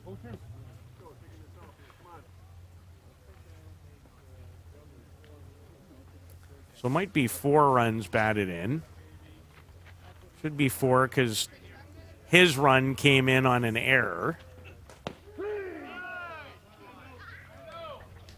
And Randerson finds an outside corner to end the inning. 2 more on the board, and through 5 in the semifinal, the Gremlins leading Hill United 7-1. You're watching Hill United Chiefs Fast Pitch Softball on Softball Premier TV.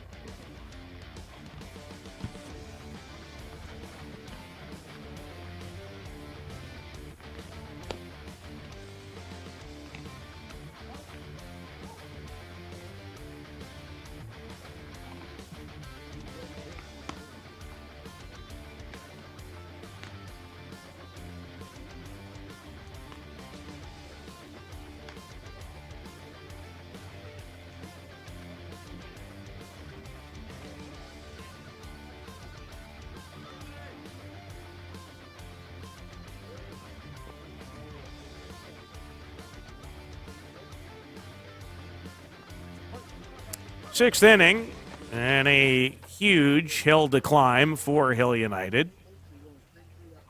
Down 7-1 in this semifinal, and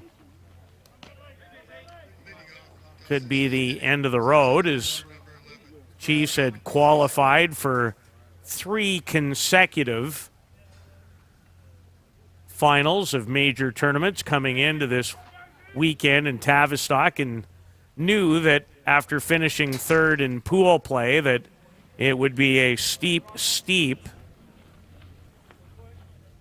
mountain for them on this Sunday to beat 2 opponents back-to-back like the Express and the Gremlins. So that was a tall order for sure. And Marco Diaz delivered a gem. Hill jumped out in front early, 4-0, and that's how the quarterfinal game ended. A 2-hit shutout with 9 strikeouts for Diaz. One of his, if not his best game for me, of 2026.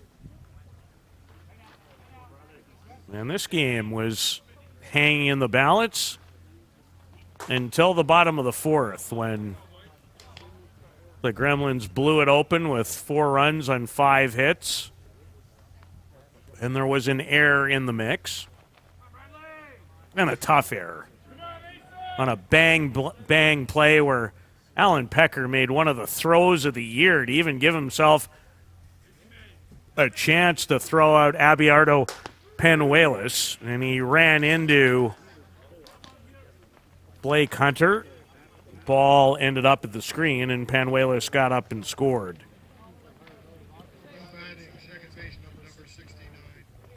As Bradley Ezekiel has not had a typical second game. He's had a great weekend, but 0 for 3 with 3 strikeouts against Besgrove in this game.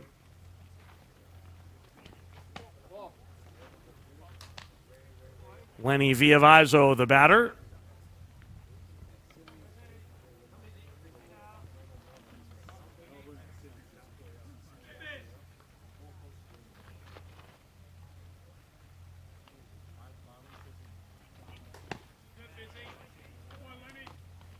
And I do feel this way. This has been Jack Besgrove's most impressive weekend of the ISC circuit season.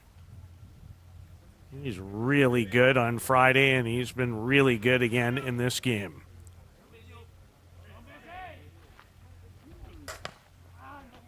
Villavazzo, a mile in the air, and Beninoka camped under it.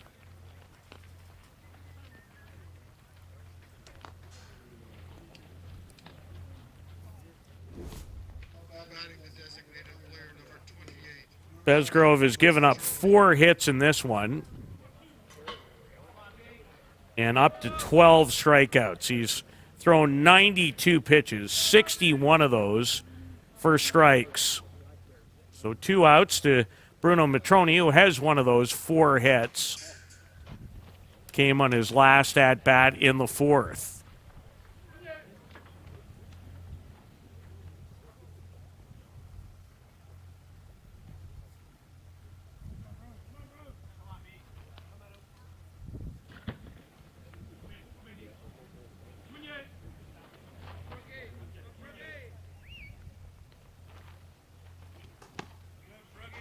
Matroni had a quality rip at it, but missed the rise.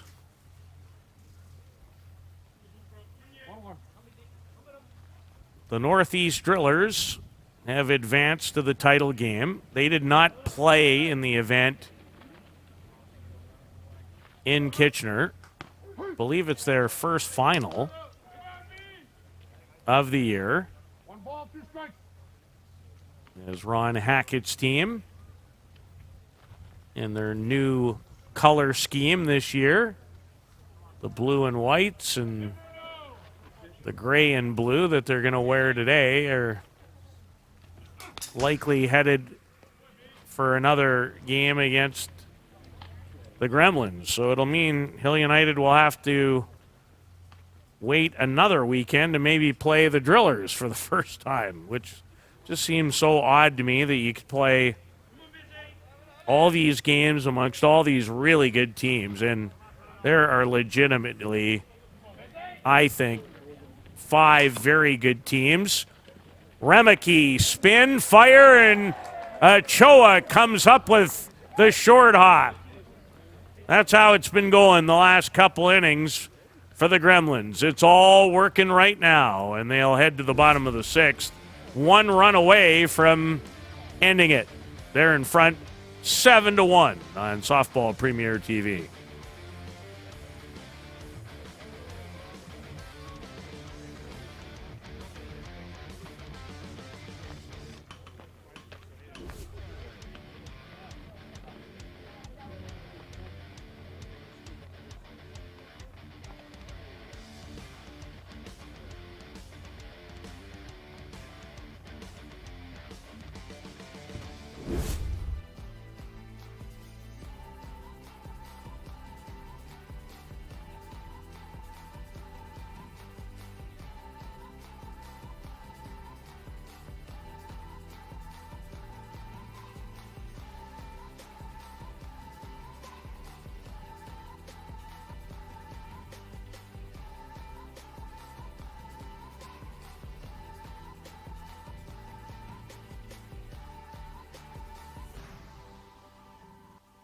Catcher, inch by inch, we will fight to make the lives of First Nations people in this community, this province, and on this continent better.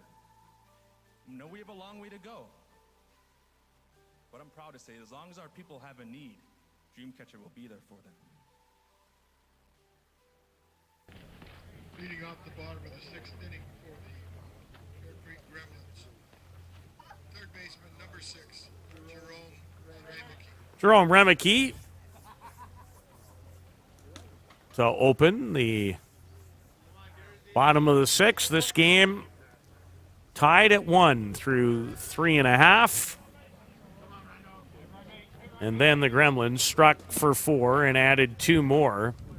Abiardo Panuelos officially 3 for 3, triple and 4 runs batted in.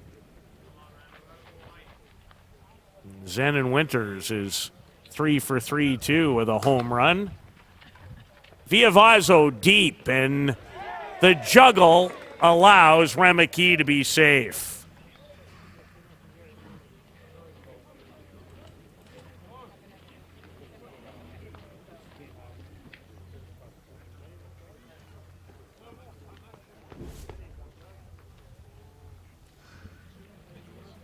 The bobble on the catch. I think the ball was probably there in time. And we'll have a pinch hitter in youngster Tani Mumu, who has been a real good player when he's been inserted into the lineup. And like the Chiefs, with this veteran-laden, talented group, it can be difficult for young players. But going into the weekend,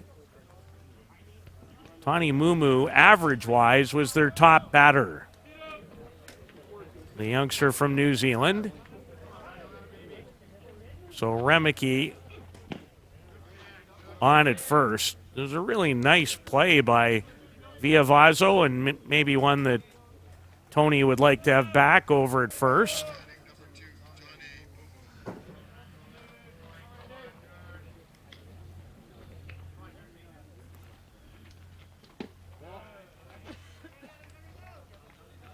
Tyler Anderson, Justin Schofield, obviously a little nicked up. He only could go an inning in this one. Hunter for 1 and no opportunity to turn a double play.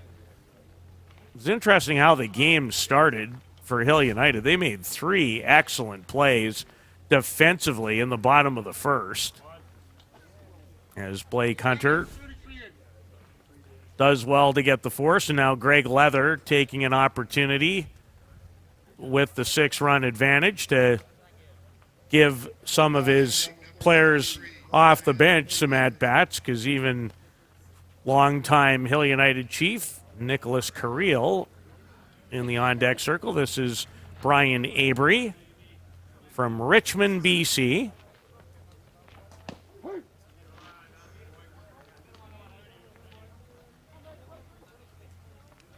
Brian played third base in the meeting of these two teams in Kitchener when Jerome Remeke was a little nicked. Made a couple of dynamite plays in that game. That game won by Hill United 4-1. But it would appear the Gremlins are going to win twice over the Chiefs this weekend in their 7th meeting already.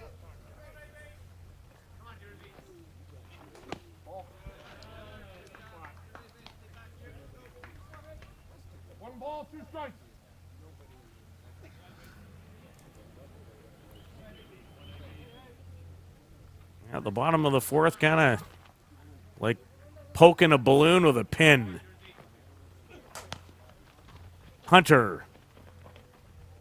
And again, no chance for Villavazo, who desperately wanted to turn a double play, but it didn't get to Blake quickly enough to give an opportunity. And as I mentioned, longtime Hill United Chief. He spent 6 years with them.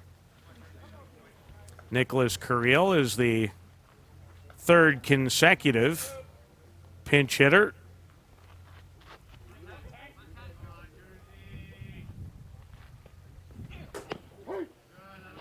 Played for JB in the 2024 ISC World Tournament. He has a career average at the ISC World Tournament of .311. Has a home run against his old group this year, 2 for 7. The double and a homer. That home run came in the loss to Hill United at the Hallman Memorial Tournament in Kitchener a couple of weeks ago.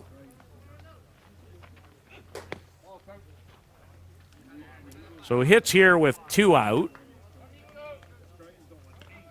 after a couple of force outs at second base.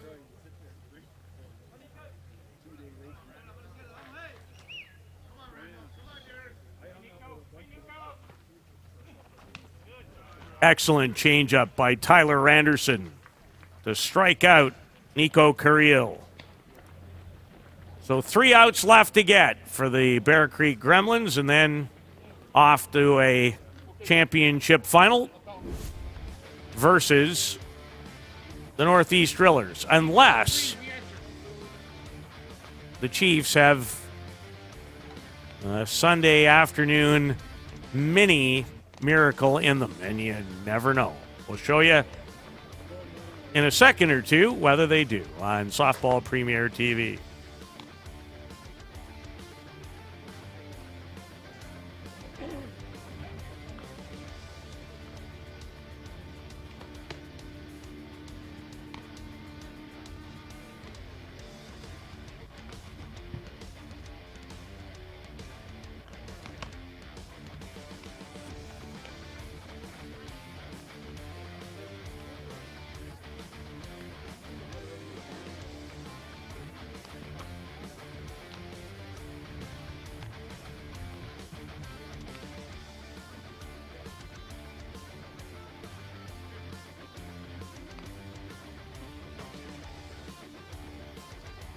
Seventh inning. The day started very well for the Chiefs. Finished 3rd in their pool during the round robin, so put them in a difficult situation, if you will, having to win 3 in a row if they were to win this tournament title here in Tavistock. Marco Diaz was magnificent. 2-hit shutout of the Bear Creek Express in the quarterfinal to advance, and 1-1 to the bottom of the fourth in this game. Hill actually had a chance in the fourth to take the lead, could not capitalize. And then the Gremlins put 5 hits together, scored 4 in the fifth, and in the fourth, pardon me, and blew it open. So Jack Besgrove, 12 strikeouts to his credit.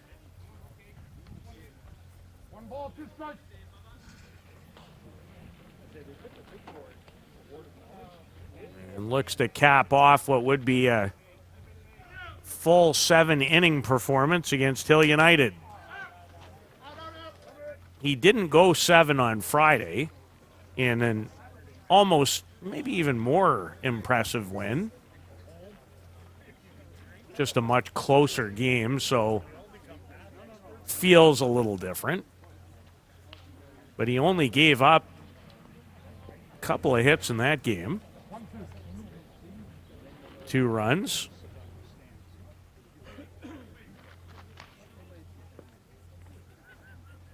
Yeah, 2 runs on just 2 hits. Giving up 4 in this one.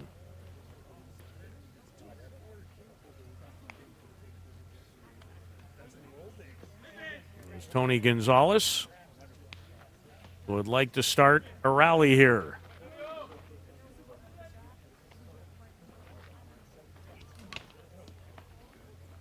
Nick Mullins can't quite squeeze it. Yes, he did only give up. Double checking. 2 hits and the 2 runs, including a Nick White home run. And Nick will leave Travistock, I believe, having taken another step to say, I need to play every day, every situation. Find me a spot for the 22-year-old.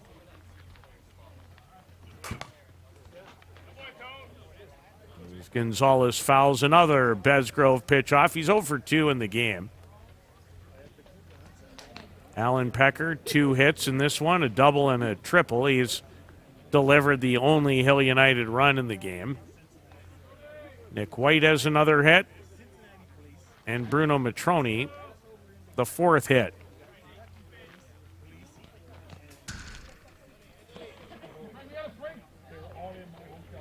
No swing. Full count to Tony Gonzalez.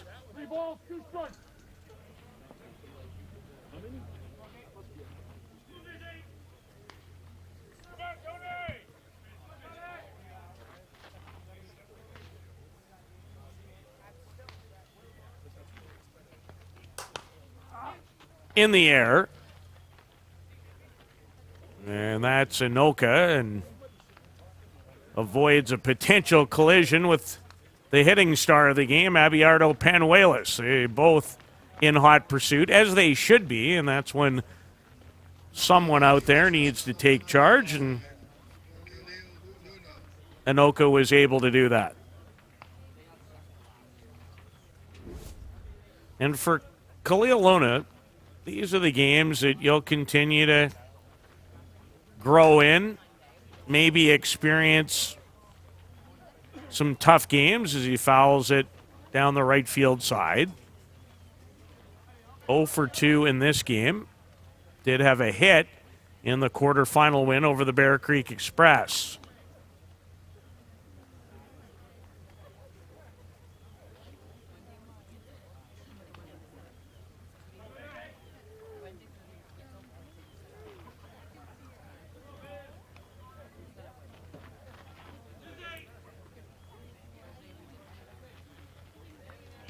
And that one, as Jack takes a look at the fingertips.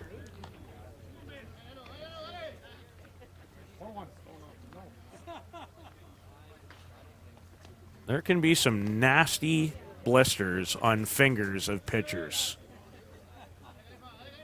that in many cases can only be dealt with like Gorilla Glue. They can be awfully nasty.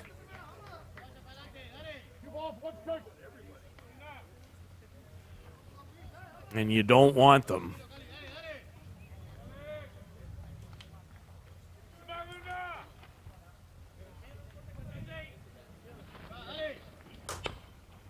Luna, this one carries. Good at bat for Khalil Luna. Hit it deep, but not quite deep enough, and there's 2 away in the 7th.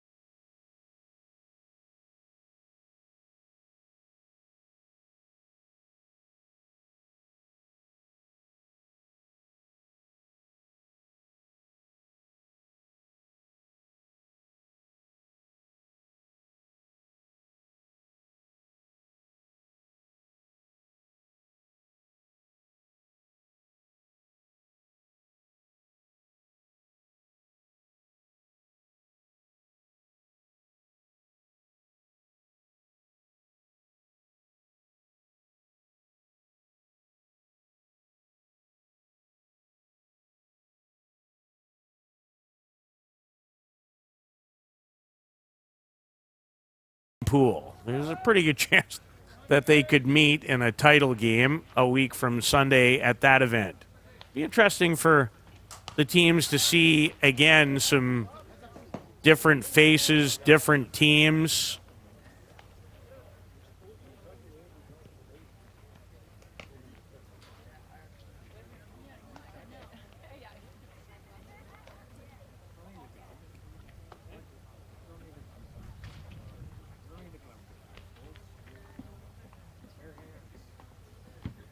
So the next 2 weekends for Hill United in Ashland, Ohio, and then South Bend, Indiana at the USA Nationals in South Bend.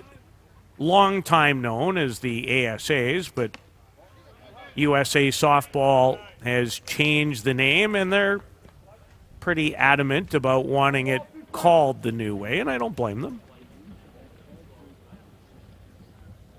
Looking forward to seeing the softball facility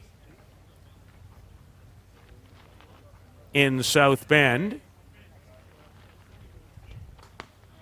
And the game comes to an end on another Jack Besgrove strikeout. He was excellent in this one, the 22-year-old from Australia.